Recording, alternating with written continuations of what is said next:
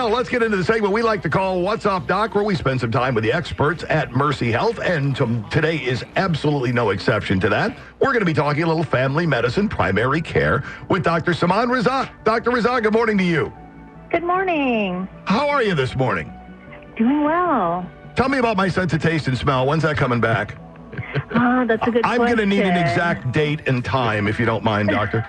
I wish I could do that. I honestly wish I could. We see anywhere from weeks to months to 6 months.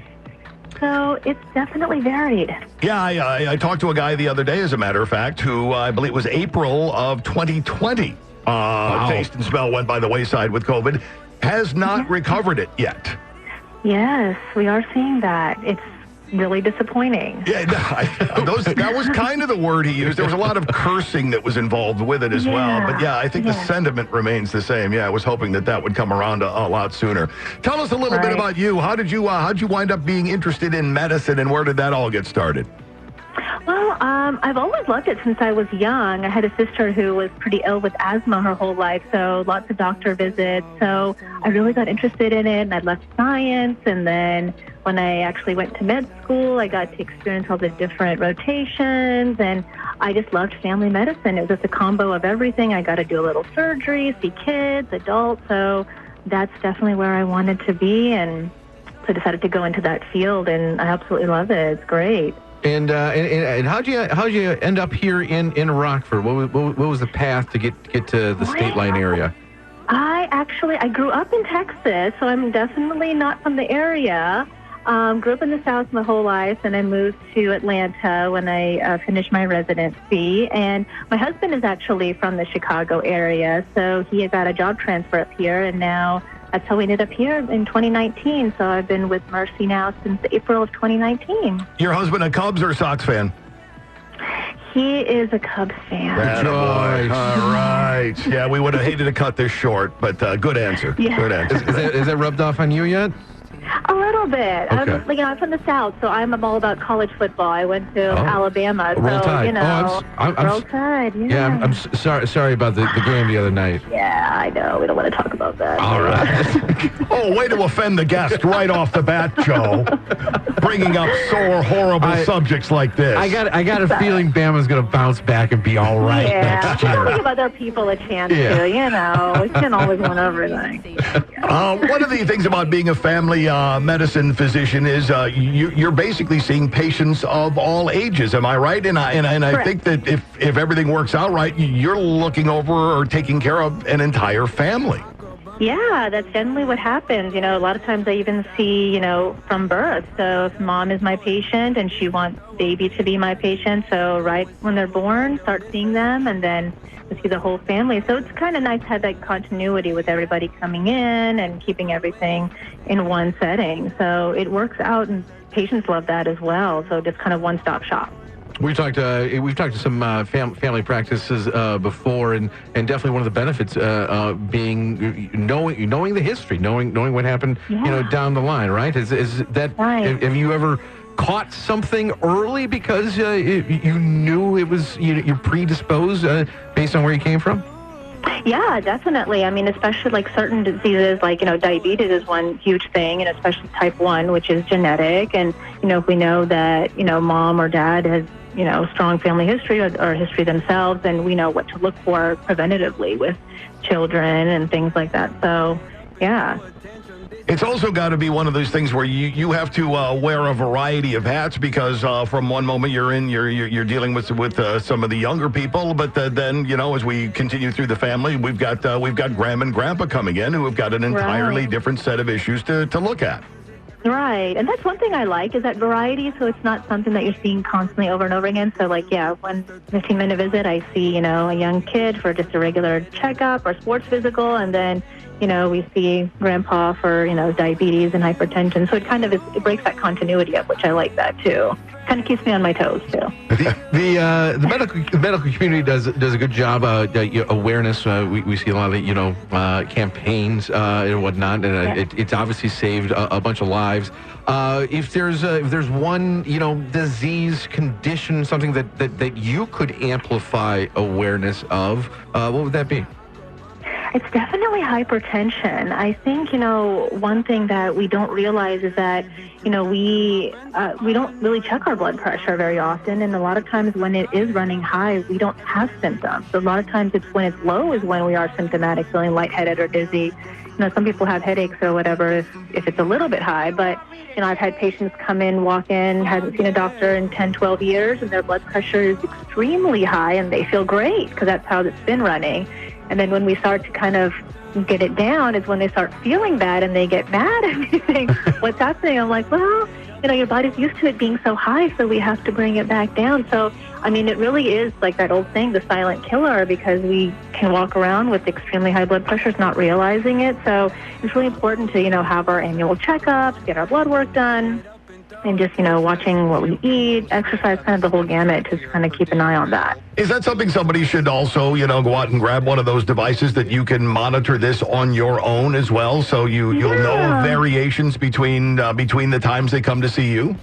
Yes, definitely. I think it's not a bad idea. I just wish, insurances would pay for it more often. Unfortunately, we have that, battle to fight, but it's never a bad idea to have a blood pressure cuff at home just to keep an eye and monitor it. The ones that you can get at the pharmacy are pretty accurate, and they can really be helpful at home. Mental health is another area that you focus on, and that's something that it is nice to see a lot of spotlight being shown on the idea of mental health over the past couple of years, because for eons it seemingly that was a very taboo topic. It's not something you ever wanted to discuss with anybody. It could put you at a social and a work disadvantage and all that. But now more and more people who are respected and looked up to are stepping forward, going, you know what, I have my struggles.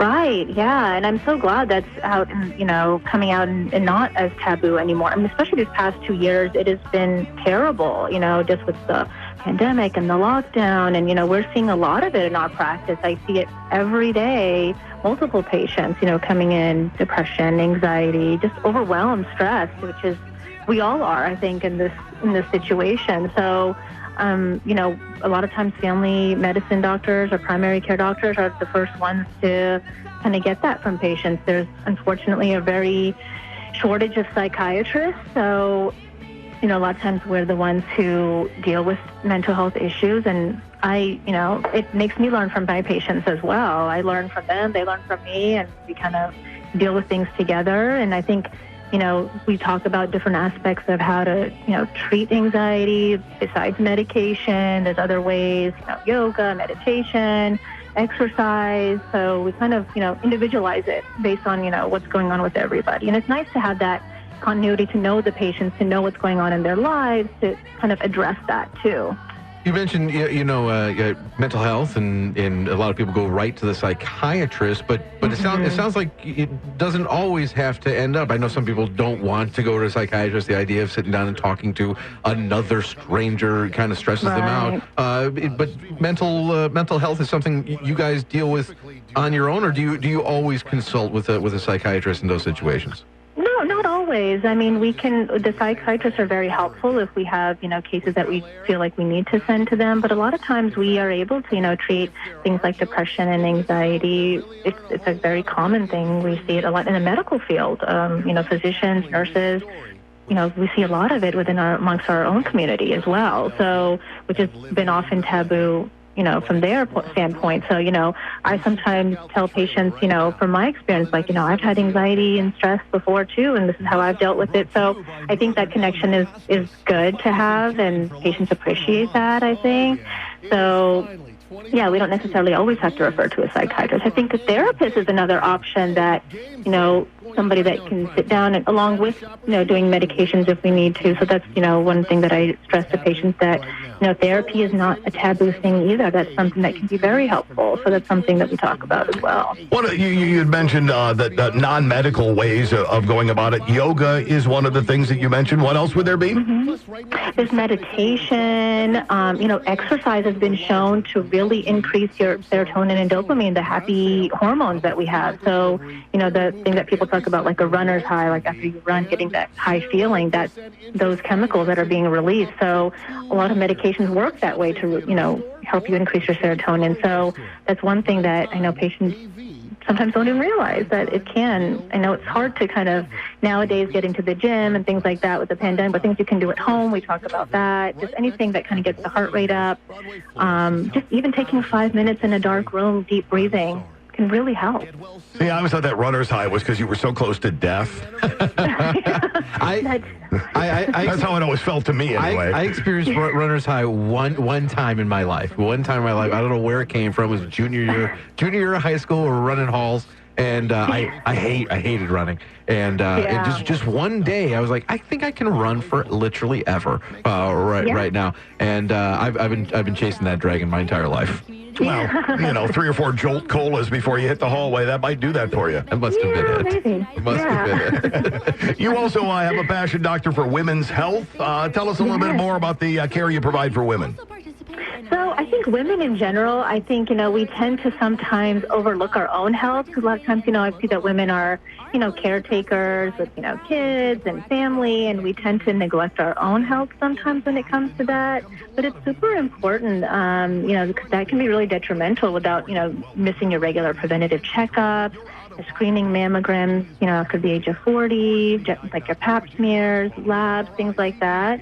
I don't think most people realize that heart disease is usually considered like a man's disease, but almost as many women die each year of heart disease in the United States as men do.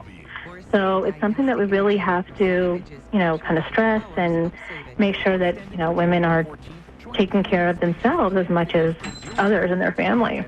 And it probably means more to them coming from you than it does the rest of us, because I have been married for 30 plus years to a caretaker who looks after everyone first. Yeah. And the suggestion that, hey, maybe we'll be fine for a few minutes. What about you? That's not really what she wants to hear. I know. Yeah, I see it a lot.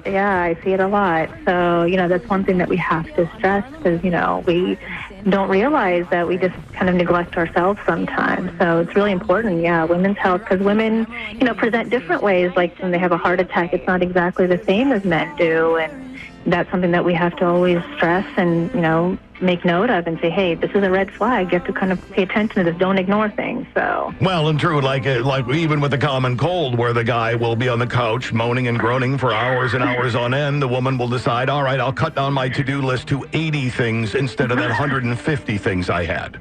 Yes, definitely. Yeah, we keep going. Doctor, you like many of our guests on this segment, obviously have a great bedside manner, and I think a lot of people would like to come see somebody like you. If they do want to book an appointment with you, how do they get in contact with you? So my office is located in Cherry Valley. We're just down the street from the Cherryville Mall at Mercy, Cherry Valley. Our phone number is 815-971-3110. That's just the main front desk line, and I am accepting new patients. Outstanding. Well, I hope a bunch of people take advantage of that after hearing you on with us this morning. Dr. Razzak, we appreciate you carving time out of what we know is a very, very busy day, and hopefully you'll be back to join us again on What's Up, Doc. Yeah, definitely. Thanks. I had so much fun. I appreciate it.